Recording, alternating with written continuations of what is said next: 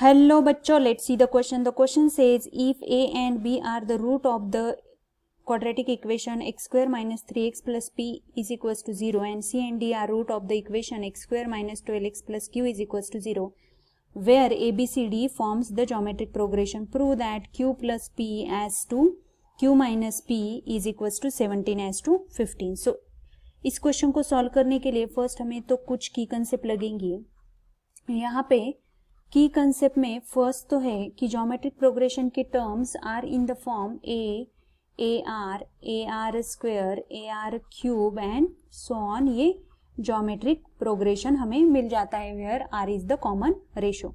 और सेकंड है, अगर हमारे पास कोई क्वाड्रेटिक इक्वेशन है a x square plus b x plus c is equals to 0 and alpha and beta इसके अगर रूट होते हैं तो हम क्या लिख पाएंगे, alpha plus beta is equals to minus b by a and alpha into beta is equals to c upon a. इन दोनों की कंसेप्ट का यूटिलाइजेशन करके हम क्वेश्चन को सॉल्व करने वाले. सो गिवन यहाँ पे क्वाड्रेटिक इक्वेशन है, गिवन क्वाड्रेटिक इक्वेशन है x square minus 3x plus p is equals to 0 and x square minus 12x plus q is equals to 0.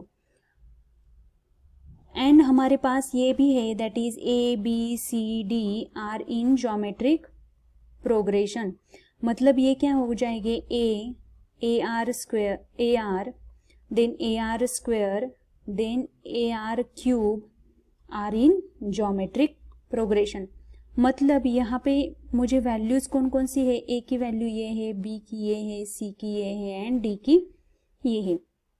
सो हम यहाँ पे सॉल्व करेंगे तो क्वाड्रेटिक इक्वेशन फिर से लिख लेते हैं, 3x square plus p is equals to 0 and x square minus 12x plus q is equals to 0 having, अभी इसके रूट जो है वो a and b are roots and इसके रूट्स जो है वो c and d are roots, जो कि हमें क्वेश्चन में दिया गया है.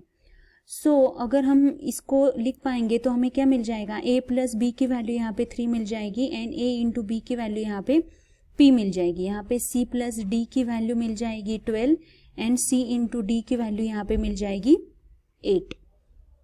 सो इसी टर्म्स का यूटिलाइजेशन करके हम आगे सॉल्व करने वाले हैं.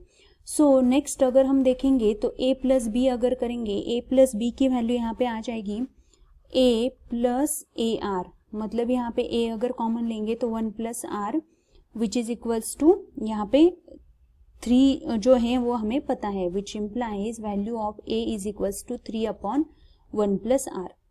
देन हम फाइंड करेंगे c प्लस डी की value which is equals to a r square plus a r cube. तो a इंटू आर स्क्वायर अगर हम कॉमन लेंगे तो 1 प्लस आर यहाँ पे रिमेन रहेगा और a की वैल्यू अगर हम यहाँ पे डाल देंगे तो 3 upon 1 plus r into r square into 1 plus r. So 1 plus r cancel हो जाएगा और यहाँ पे आ जाएगी 3r स्क्वायर. सो अगर 3r square and c plus D हमें तो पता ही है दैट इज 12 जो हमने यहाँ पे फाइंड की है.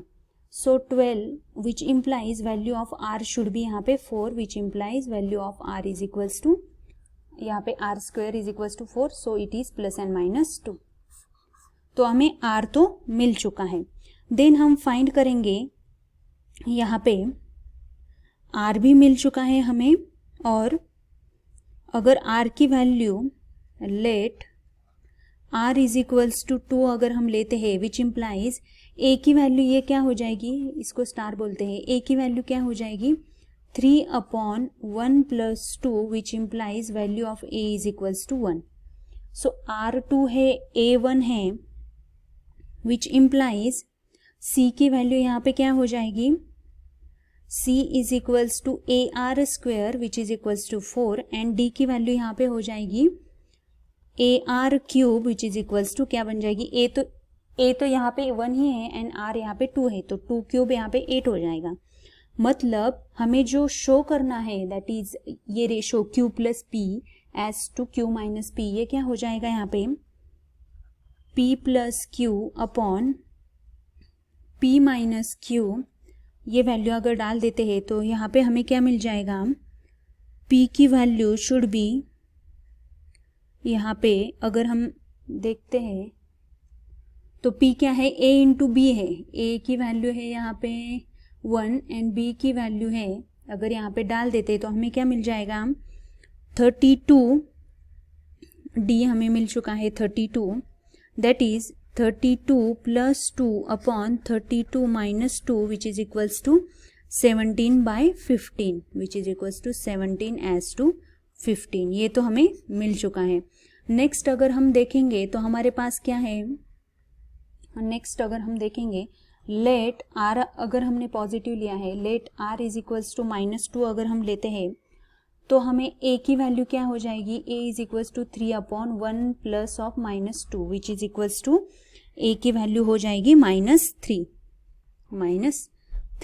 सो r -2 है, -3 है, सो b एंड c अगर हम लिख देंगे तो b की वैल्यू है यहाँ पे क्या बन जाएगी, b and c and d, b c and d भी लिख देते। तो यहाँ पे अगर हम कैलकुलेट करेंगे तो b एंड d ये क्या हो जाएंगे, फिर b यहाँ पे b शुड भी यहाँ पे 6 आना चाहिए, एंड c अगर हम देखेंगे 12 एंड -12 वो क्या हो जाएगा, -12। आप यहाँ पे नोट कर लीजिएगा, ये सब वैल्यू हम इस पार्ट से एंड इस पार्ट से ढूंढ रहे हैं। नेक्स्ट यहाँ पे क्या आ जाएगा, d की वैल्यू तो हमें मिल चुकी है, so d is equals to it's 24। So हमें नेक्स्ट जो फाइंड करना है p plus q upon p minus q, यहाँ पे ये क्या आ जाएगा, p की value, p is a into b and q is here, यहाँ पे q होना चाहिए, and q is here c into d। तो हमारे पास ये क्या आ जाएगा, -288 माइनस 18 अपॉन -288 प्लस 18। सो इसको अगर हम सिंप्लीफाई करेंगे तो हमारे पास ये क्या आ जाएगा, 17/15 विच इज इक्वल्स टू 17:15। सो दोनों भी केस में हमें रेशो क्या मिल चुका है, 17:15 की, जो कि हमें फाइंड करना था। यहाँ पे रेशो उन्होंने दिया गया है 17:15 which is our required solution. I hope you understood guys, thank you so much.